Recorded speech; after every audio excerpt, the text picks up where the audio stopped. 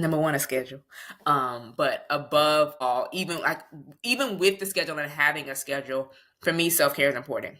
My workout is a non-negotiable. I typically do a workout and a walk. On the weekends, it's typically a run. But my workout and my walk is a non-negotiable. Even at work, my coworkers know, hey, have you went for your walk yet? You getting a little antsy. No, I haven't yet. Okay, go for your walk. I'll take out your food. Like, have you ate yet? You're getting a little hangry. So it's like once you start doing things and it becomes a habit, other people will see it, and then when you seem a little off, they're going to ask you, have you done the thing that we know helps center and ground you? So for me, I make it a non-negotiable. Like, I prioritize it. Like, literally, if I'm in trial and the judge gives us an hour, hour and a half for lunch, I will sacrifice lunch over my walk, because for me, that walk is centering, is grounding. It's a chance to wipe off and wash off and literally walk off the stresses that may have happened, to reset. And for me, walking actually gives me clarity. Like, I get ideas a lot of times when I'm outside on the walk, like being out in nature. So for me, I make sure that I prioritize and I schedule in my self-care time. So even in recording this, it was like, okay, I know what my day looks like. This is at this time. How am I going to still get up, get my workout in, get my walk in, show up for this, and then go on about my day to do the other things that I have to do. So for me, it's about prioritizing it and knowing where it's going to fit in and putting that in first, almost before putting in other things. And if other things have to show up in that time frame, being able to reverse engineer my day to make sure that I know here's how it's going to fit in and where I'm going to do it. Because I know for me, my workout and my walk is the self-care that I need to be able to show up and do the other things. Maybe for you, it's not a workout or a walk. Maybe it's meditation. Maybe it's, a nap. Maybe it's being able to journal. Whatever it is for you, again, finding what it is that works for you. And you know that in me doing this, I release stress, anxiety, the overwhelm, finding what that is and being willing and intentional to prioritize that as a non-negotiable for you. Because once you start seeing the benefits of it, you won't want to give it up. So you have to be consistent with it enough so that you see the benefit, so that you can understand the difference between when did I have a good day versus when my day was off, and realizing that was the linchpin between that good day and that off day, and being willing to stick with it and prioritizing it. When it really comes to like owning your voice and stepping into your power, I say boundaries, because if you know what it is you will and won't stand for, what it is you will and won't allow, I think that helps in your ability to own your voice.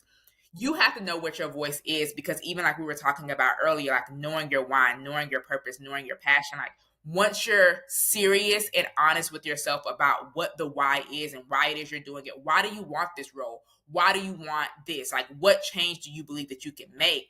That helps you to then establish boundaries that are going to allow that to be a thing. Like, if you're doing this because you want to have more work-life balance, what does work-life balance look like to you? And how are you going to go about creating that? Because if you want work-life balance, but you're telling them that you're going to stay to work till 9 o'clock and be back at work at 8, is that work-life balance? Maybe for you it is, because maybe before you were staying till midnight. So these 3 hours is the work-life balance.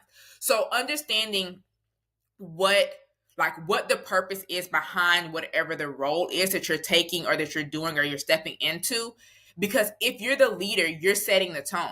So if you want to set a tone of, I want everybody to be stressed out and working overtime and doing all of this, go for it.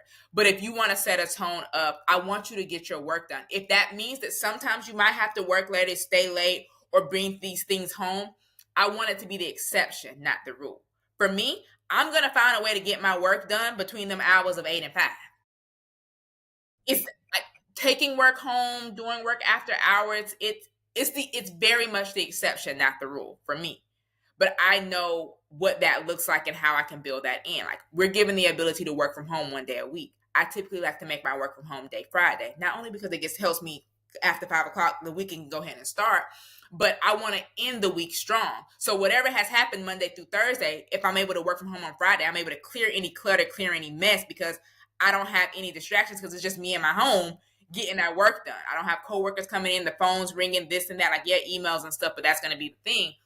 But understanding what you need and how you can best support yourself and working to create that environment and communicating that to others. Because if you don't communicate the boundary, the expectations, no one's going to know how they can not only support you, but what it is that you're looking for. And so if you're going to own your voice, you have to be willing to stand up and say, this is what I want, this is what I need, this is what I will and won't tolerate, and stand by it. Because if you keep bending your boundaries, number one, it's not a boundary. And number two, no one else is going to respect it. Because if you don't stand up for your boundary or show them how you want to be treated or show them what it is that you expect, not only telling them, it has to be both. You can't just say it and not mean it. You have to say it and show it. They both have to go together. Wow, that was a powerful conversation. I hope you're feeling inspired and ready to take action toward your 90-day wins. If today's episode gave you a new perspective or an extra push to go after your goals, I want to hear from you. Let's keep the conversation going. Share this episode on your socials and tag me at 90 Day Wins. I'd love to know your biggest takeaways. And if you're listening on Apple Podcasts, do me a favor. Leave a 5-star review and a comment. Your support helps more goal-getters like you find this podcast and stay motivated on their journey. Remember, every day is a chance to win. Let's make it count. See you next time on the 90 Day Wins podcast.